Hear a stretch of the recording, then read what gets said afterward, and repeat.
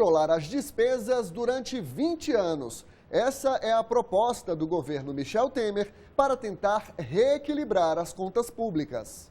Para o nosso nível de desenvolvimento, o Brasil tem um gasto público alto. O Brasil acaba de ganhar a medalha de ouro, ultrapassando a Índia no quesito dívida bruta do governo geral. Esses gastos, na verdade, foram investimentos que permitiram uma maior equidade, uma menor desigualdade na nossa população. Se a gente almeja melhorar a saúde pública, a educação pública, não é por meio dessa PEC. A proposta de emenda à Constituição ainda está na Câmara dos Deputados, mas a polêmica já chegou à Comissão de Assuntos Econômicos do Senado.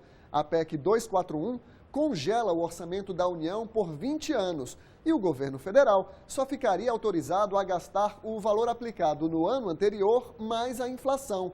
De acordo com o Ministério da Fazenda, a medida é necessária para barrar o desequilíbrio das contas públicas causado pela gestão anterior. Mas, para os críticos da proposta, o governo passado precisou gastar mais para compensar os efeitos da crise econômica. Veja agora no Em Discussão. Primeiro ponto, eu vou fazer um rápido diagnóstico de onde nós chegamos. A gente chegou num grau de desequilíbrio fiscal muito grande. No ano passado, o gasto público do Brasil foi em torno de 43% do PIB. A média dos países desenvolvidos é 39% do PIB, a média dos países emergentes é 31,5% do PIB. Logo, o Brasil tem um gasto público alto. Mesmo que se decidisse dar um calote na dívida pública e pagar zero de juros, o gasto público no Brasil, do setor público no ano passado, teria sido de 35% do PIB, acima da média dos países emergentes. Que erros de política econômica foram esses que nos levaram a essa situação? Eu tenho aqui uma pequena lista, né?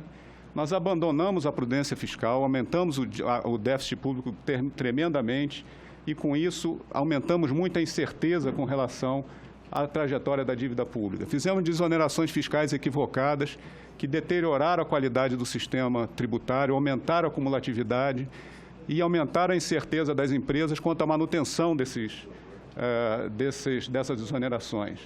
Estimulamos o endividamento dos estados e municípios que estão hoje quebrados e aumentando ainda mais a incerteza fiscal. A minha interpretação sobre por que o gasto cresce acima do PIB no Brasil é uma interpretação muito simples. Não é que tem um problema matemático que está errado, não é nada disso. A gente escolheu construir um estado de bem-estar social no Brasil. Então, o gasto primário tem crescido, principalmente o gasto social tem crescido acima do PIB. Países que passaram por crises severas nos últimos 15 anos tiveram um aumento muito forte, tanto do déficit fiscal quanto da dívida pública. Não é uma exclusividade do Brasil, não é uma jabuticaba. Isso aconteceu nas grandes economias, desenvolvidas e emergentes, observaram um aumento fortíssimo do déficit público para lidar com os efeitos da crise. E esse é um efeito normal, é o esperado do orçamento público. O Estado cresce o seu tamanho para garantir esses direitos humanos, como eu falei, períodos recessivos levam a aumento de gasto e quedas de receitas de forma automática. Isso, na grande medida, não é um gasto discricionário, ele vem de forma automática, isso estabiliza o sistema e também garante uma rede de proteção social. Quem menos consegue se proteger da inflação é o mais pobre, que não tem recursos para proteger a sua poupança. O mais pobre não tem recursos para fazer a transição do desemprego, porque ele não tem patrimônio para vender, ele não tem poupança acumulada. O pobre é parente de pobre, então também não tem um parente que o ajude durante a transição do desemprego. Então, não há a menor dúvida de que os mais pobres são os que mais sofrem com essa situação. Essa crise que provoca mais de 12 milhões de desempregados, essa que é a mais grave crise econômica da história do Brasil, a razão dela é a insustentabilidade do gasto público. E essa é a grande questão que esse Congresso Nacional vai ter que debater, vai ter que refletir. Portanto, eu acho que nós somos obrigados, de fato, a refletir sobre as consequências da insustentabilidade do gasto público. Não dá mais para adiar essa discussão, esse debate. É claro que a gente precisa de um ajuste fiscal, é óbvio. Certo? Mas eu fico muito preocupado. A discussão não dá para dizer, num país que falta educação, falta saúde, falta saneamento básico, a gente diminuir a quantidade se a gente não olha a eficiência desse gasto público. Aqui me estranha não ter uma discussão sobre resultado nominal, que inclui juros. Então nós só queremos apertar o primário. A conta de juros a gente esquece, não fala nada. O déficit de 2014, 6,7% do PIB. 6,1% foi juros. O déficit primário foi 0,6%. Do déficit de 2015, 10,34%. 8,5% juros. Então, só se fala em teto para gasto primário, para educação, para saúde, para previdência. O outro lado fica completamente livre. Muitas pessoas falaram o seguinte, mas eu não quero controlar a despesa. Se não quiser controlar a despesa, tem que aumentar a carga tributária. Mesmo que a gente vá taxar os ricos, mesmo assim a despesa vai continuar crescendo. A gente vai ter que ter um aumento de carga tributária muito alto, muito elevado.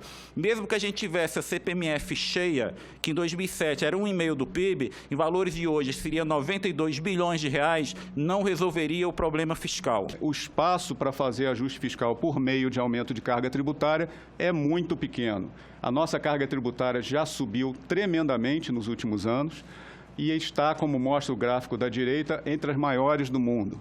Aumentar a carga tributária significa agravar os problemas da nossa carga tributária, que ela não é só alta, ela é também ruim. Ela é concentradora de renda, ela traz distorções, ela reduz a competitividade da economia, ela tributa exportações, ela tributa investimento. Então, quanto mais carga tributária nós colocarmos na economia, menos estímulo nós vamos estar dando ao crescimento. Portanto, precisamos fazer o ajuste fiscal substancialmente pelo lado do controle da despesa e com um enfoque de longo prazo. Há alternativas para se pensar isso e há alternativas do lado da tributação, que a gente não precisa aumentar a tributação, a gente pode ver a qualidade da tributação que a gente está lidando. Por que a gente também tem os gastos tributários, por exemplo? Por que a gente não fala em taxação de lucros e dividendos, já que não é uma questão de direita ou esquerda? Vamos discutir todos. Não é? Então, há várias alternativas. Tem que ser encarado pelo outro caminho, o caminho de taxar as grandes fortunas, porque quem ganha até 2 salários mínimos nesse país, os senhores sabem disso muito melhor do que nós, paga 50% da carga tributária. Quem ganha mais de 26 salários mínimos tem 22% apenas de carga tributária. A pergunta que eu faço aqui, como já foi feita, por que não taxar as grandes fortunas, os altos estratos de renda, que chegam a ter apenas 6% de carga tributária? Em geral, vários países do mundo que fizeram ajuste fiscal, eles cortaram direitos. Você teve queda nominal de despesa. A proposta do governo não é essa. A proposta do governo é: vamos controlar o crescimento da despesa. Vamos estabelecer um período de tempo em que o crescimento da despesa total será 0. Como será alocado o crescimento do gasto de cada item? Isso não é decisão de governo, é decisão do Congresso. Então, o Congresso terá a opção de gastar mais em um item, menos em outro.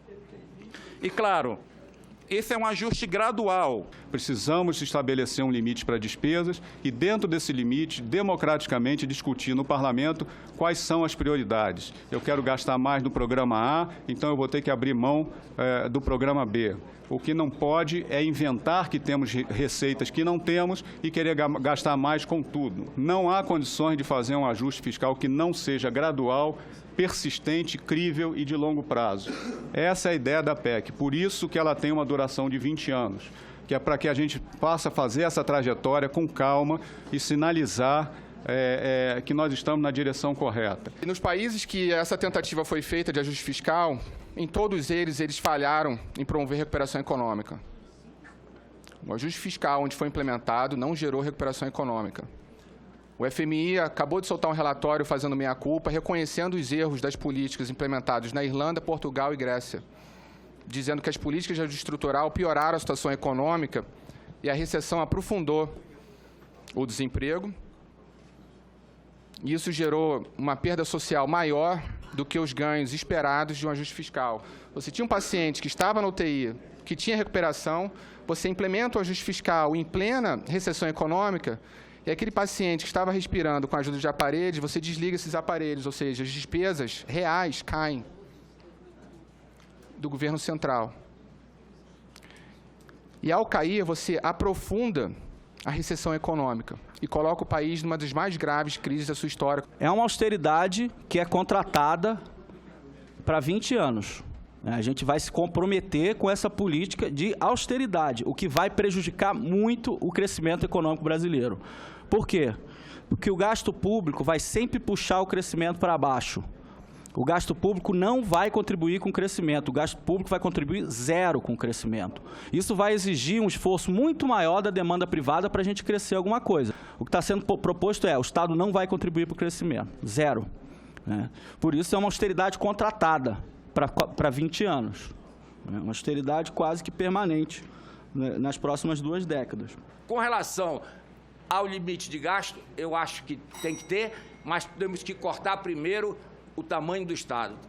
Esse paquiderme, que é o Estado brasileiro, tem que diminuir, se tornar num animal menor e mais veloz no atendimento da necessidade da sociedade. A PEC 241 vai muito além do tal ajuste fiscal conjuntural. Ele muda estruturalmente, radicalmente o Estado brasileiro. E por um caminho meio envergonhado, começa a estabelecer a tal teoria do Estado mínimo. Aquele Estado em que só gerencia uma atividade de saúde que é exercida pelo setor primário, gerencia uma atividade de educação desenvolvida na maior parte pelos setores privados. Nós precisamos entender que aquela velha ideia intuitiva de que o governo botar dinheiro na economia estimula a economia nem sempre é verdade, né? A literatura recente mostra que impacto do gasto do governo sobre o crescimento econômico em países em desenvolvimento é zero, na média dos países em desenvolvimento. Ele ocorre, de fato, em países desenvolvidos, mas ele é zero, porque provavelmente é menor a qualidade do gasto público nos países em desenvolvimento e, portanto, não gera esse efeito. Vocês realmente acreditam que a economia brasileira hoje, com a capacidade ociosa dentro da indústria, do jeito que está, atingindo mínimos históricos, com forte queda da massa salarial, com forte aumento do desemprego, que um aumento dos gastos públicos em infraestrutura seria inflacionário? Que um programa para reduzir o déficit habitacional no Brasil, com melhores, como já foi feito, das condições e qualidade de vida da população mais pobre, isso seria inflacionário? Dado a crise que hoje se encontra o setor de construção civil, com ampla capacidade ociosa? Senadores do governo e da oposição defendem mudanças no texto. Se for aprovada, a PEC 241 vai exigir um esforço extra do Congresso para definir as prioridades no orçamento. Quem ganha e quem perde com o controle de gastos. De acordo com economistas, a mudança é uma ameaça a garantias sociais, como saúde e educação. Mas, para técnicos do governo, o país não pode mais criar novas despesas sem dizer de onde vai sair o dinheiro. A gente colocou uma série de coisas na Constituição e tudo que está lá na Constituição é um desejo da sociedade, mas tudo que a gente colocou na Constituição implica, do outro lado, a questão do financiamento. A gente colocou lá na Constituição que o Brasil teria um sistema público de saúde integral, universal e gratuito, que era dever do Estado prover serviço de educação, que o Estado iria investir em transportes, etc, etc, etc. Tudo isso se materializou no aumento do gasto público e, consequentemente, em um aumento da carga tributária. O Brasil está extremamente constitucionalizado. Em geral, as regras são em nível legal. Acontece que nós temos que adaptar às regras brasileiras. Como o Brasil, boa parte da despesa está constitucionalizada, é impossível fazer em outro diploma legal que não a Constituição. Foi feito um experimento com o Estado mínimo no início do século passado. Em particular, a economia americana, as maiores economias do mundo, tinham um tamanho do governo por volta de 2%, 3% do PIB. Qual foi a consequência desse tipo de modelo que foi adotado? Você tem crises econômicas, bancárias e financeiras aconteciam com muita frequência, elas eram extremamente severas e você não tinha nenhum mecanismo de proteção e promoção social justamente por você ter um Estado mínimo. Esse sistema não funcionou, esse sistema ele desmorona com a crise de 29 e monta-se um pacto global para que você monte uma rede de proteção social que você garanta alguns serviços e direitos fundamentais. Eu até acho que se a população brasileira escolher por esse projeto, que é um projeto de redução brutal do Estado, é um projeto que vai revisar aquela ideia de que o Estado tem deveres com a população e que a população tem direitos sociais. É uma ideia que vai revisar a ideia básica de cidadania social e os valores que estão postos na Constituição de 88. Se a população decidir por isso, que esse projeto seja implementado. Mas eu desconfio que esse projeto não passaria num pleito eleitoral. 65% do crescimento da despesa primária do Brasil decorreu de programa de transferência de renda, inclusive seguro-desemprego, abono salarial e previdência. O que são programas de transferência de renda? É quando o governo tributa João e Maria e transfere o dinheiro para José e para Renata.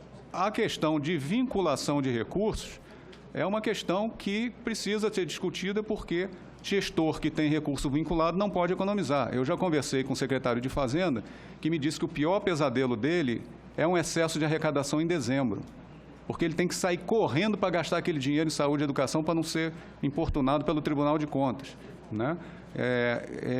Já foi pago o 14º, 15º, 16º salário para professor, às pressas para poder fechar a conta. Isso não é forma eficiente de fazer política pública. O problema é o seguinte, quando o Estado corta gastos, cai a renda do setor privado. Cai a renda do setor privado, cai a arrecadação. Aí você tem uma piora no resultado fiscal. E aí alguém vai ter a ideia de que precisa cortar mais gasto. A gente está no Brasil nesse ciclo, tá? Já há algum tempo, em particular, a partir do início de 2015, a gente entrou nesse ciclo, que é um ciclo vicioso, que a arrecadação cai e a gente corta mais gasto achando que as coisas vão melhorar e as coisas não melhoram. Vamos supor que a despesa em educação e saúde fiquem congeladas. Tá? O que vai acontecer com o gasto das demais despesas? Ele vai cair de 8%, que é hoje, para em torno de 1% em 2036. Aí a pergunta que eu faço, que os senhores senadores podem saber responder melhor que eu, é se dá para caber as demais despesas em 1% do PIB daqui a 20 anos. Eu acho que não. Né? Colocar todo o gasto público em 1% do PIB, eu acho muito difícil que isso seja realizado, para não dizer inviável. O que os senhores estão propondo, eu acho que os senhores não têm noção de avaliar o desastre social para a população mais pobre. Quando eu falo de saúde, 20 anos, nós estamos falando de envelhecimento da população, num sistema de saúde que já é muito frágil. Então, o que nós questionamos aqui é que, tudo bem, vamos discutir a questão fiscal do país, só que os senhores estão apontando uma conta que vai ser paga apenas pelo povo pobre, pelo povo trabalhador que precisa de saúde pública, educação pública, previdência social. Cadê a conta por andar de cima? Nenhuma medida. Mais interesse tenho eu que logo sejam dados sinais de que o Brasil vai convergir numa boa direção, do ponto de vista de contas públicas, e que isso vai estimular o que mais nos interessa aqui, o emprego. Só que não se faz emprego, não se cria emprego sem investimento. E não se traz investimento se não tiver credibilidade. Portanto, eu acho que esse é o alvo principal nosso aqui. Contribuir para que esse governo recupere a credibilidade na gestão pública no Brasil. E, com isso, o investimento e o emprego. Aprovada a matéria como foi proposta, ficam os próximos governos impedidos de fazer política fiscal, mesmo que a conjuntura exija. Ficam as próximas administrações reduzidas em seu poder de decisão de escolha de prioridades. Afinal, os gastos públicos, excetuado o pagamento de juros e algumas outras exceções, estarão condicionados à inflação pelos próximos 20 anos, independente do crescimento da economia no período. Que é preciso ter um ajuste nessa proposta.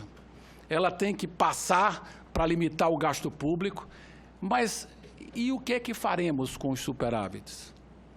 O superávit vai ser todo para reduzir a dívida pública?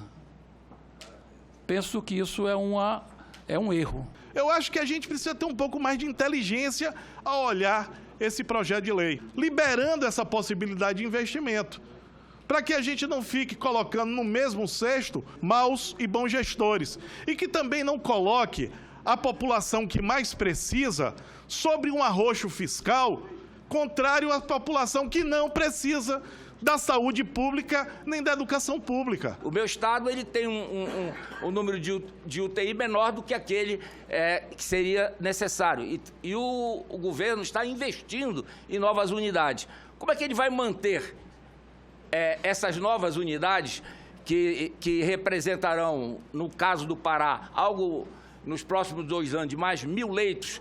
Como é que ele vai manter isso se ele não vai poder crescer os gastos na saúde, além da correção da inflação? E haverá, evidentemente, esse crescimento. Colocaríamos um indexador único para que, pelo menos, esses setores que são dependentes de uma decisão de governo, que a saúde pública não ficassem, a educação e a saúde não ficassem, então, penalizadas com a perspectiva que talvez faça com que o projeto tenha dificuldade, o APEC tenha dificuldade de caminhar na casa, especificamente por esses dois fatores, educação e saúde. Eu acho que o teto não faz a austeridade que os outros países fizeram. Lá eles cortaram gastos. Aqui, eles estão reajustando, inclusive, com a inflação. Estão mantendo mesmo mais a inflação. Eu vi na Grécia salário de professor cair 40%. Conversei com esse professor de universidade. Então, eu não vejo essa ideia da austeridade, mas sim de um controle de gastos. Propostas como essa estão sendo rejeitadas já há cerca de 4 eleições presidenciais. Pelo amor de Deus! Vamos ter um mínimo de sensatez e de responsabilidade com esse país? Como é que os economistas colocam que o caminho é investir em infraestrutura associado a investir em educação? E o governo biônico, golpista assim, apresenta uma proposta dessa de desmonte do estado de bem-estar social? Essa PEC, no fundo, vai aumentar o conflito lá fora também e vai estar fora do alcance de vocês, senadores. Ou seja, a gente provavelmente vai ter uma permanente desigualdade social no Brasil e uma precarização dos serviços públicos prestados para a população que mais precisa. Ela retira o poder do Executivo, do Congresso, da sociedade, de moldar o tamanho do orçamento público, né? Você não vai mais interferir no tamanho, você só vai realocar dentro do orçamento. Então, você está colocando para a sociedade dizendo o seguinte, ó, o orçamento é desse tamanho, o resto vocês decidem, tá? É uma opção, né, mas não é a que eu acho mais adequada. Por quê? Porque ela vai provocar um enorme acirramento de um conflito distributivo dentro do orçamento, né? Os senhores senadores, os senhores deputados terão um enorme trabalho para lidar com esse conflito distributivo, porque vai reduzir muito o orçamento disponível e, evidentemente, quem tiver mais força política vai conseguir um pedaço maior, né? E, geralmente, a população mais vulnerável, que não tem articulação política, pode sair prejudicada nesse processo. A PEC não vai ser aprovada por um funcionário público, não será aprovada pelo gabinete, ela precisa passar por 2 votações na Câmara e 2 votações no Senado, um período de transição longo. Quem vai decidir se terá ou não ajuste fiscal da forma proposta pelo governo é uma instituição que tem a legitimidade desse país, uma democracia, para decidir isso, que é o Congresso. E vocês vêm me falar que isso não é legítimo? Claro que é. Tudo que passa pelo Congresso é legítimo. Aqui é a casa do povo. E as mudanças não param por aí. O governo já anunciou que vai enviar ao Congresso uma segunda proposta de emenda à Constituição, desta vez para alterar as regras da Previdência e dificultar as aposentadorias. O motivo, segundo o Ministério da Fazenda, é evitar um rombo de quase 150 bilhões de reais. Em 2015, para cada pessoa com mais de 65 anos, o Brasil tinha 8 pessoas em idade ativa, em idade de trabalhar. Em 2040, daqui a 25 anos, essa proporção vai cair pela metade. Para cada uma pessoa com 65 anos, o Brasil vai ter 4. Daqui a 25 anos, o que aquelas 8 pessoas estão produzindo hoje terá que ser produzido por aquelas 4. O que significa que a produtividade, a capacidade de trabalho daquelas 4 tem que ser pelo menos igual daquelas 8. É fácil um país duplicar a produtividade em 25 anos? É extremamente difícil. Eu acho que tem alternativas, muitas alternativas. Não tem essa história de que ou aumenta a carga tributária ou corta. Acho que tem muita alternativa. A gente pensar na qualidade do gasto. Por que a gente gasta 8% do PIB com juros que podia cobrir uma previdência social, por exemplo? Né? Por que a gente tem outros tipos de gasto que tem que ser revisto, tem que ser diminuído? Nós temos que rever, sim, a estrutura tributária. Se a gente não aprovar nenhuma das PECs, se a gente não controlar o crescimento da despesa e se a gente não fizer a reforma da Previdência, a resposta muito certa, correta, é que não haverá ajuste fiscal. Sem ajuste fiscal, como ninguém pode me forçar a financiar o governo por um juro barato, eu vou cobrar um juro caro para financiar o governo. Isso significará que a gente vai ter, possivelmente, uma dívida crescendo mais rápida e, possivelmente, a volta da inflação. O problema não está no gasto com o pessoal, que o problema não está no gasto com investimento, mas o problema está com a previdência e com as transferências de renda. E é por isso que eu acho que está correto o diagnóstico de enfrentar essa questão agora. aproveitar para discutir o equilíbrio das contas da Previdência, para que ela não continue pressionando o gasto público, como a gente verificou aqui. Nós precisamos debater de forma ampla, porque essa não é a única maldade. Depois dessa maldade da PEC 241, que, aliás, nós já temos uma declaração de voto pronta ao meu partido, porque analisamos ser essa PEC inconstitucional, porque ela fere cláusulas pétreas da Constituição Federal. Além dessa maldade, virão outras depois. Virá a PEC que fará a reforma da Previdência, mais uma vez, focando nos pobres. Virá uma outra proposta para desvincular os benefícios sociais do salário mínimo. E, repito, com que legitimidade? Nenhuma. O Em Discussão fica por aqui. Você pode rever este e outros programas pela internet. É só acessar senado.leg.br/TV. Obrigado pela companhia e até a próxima.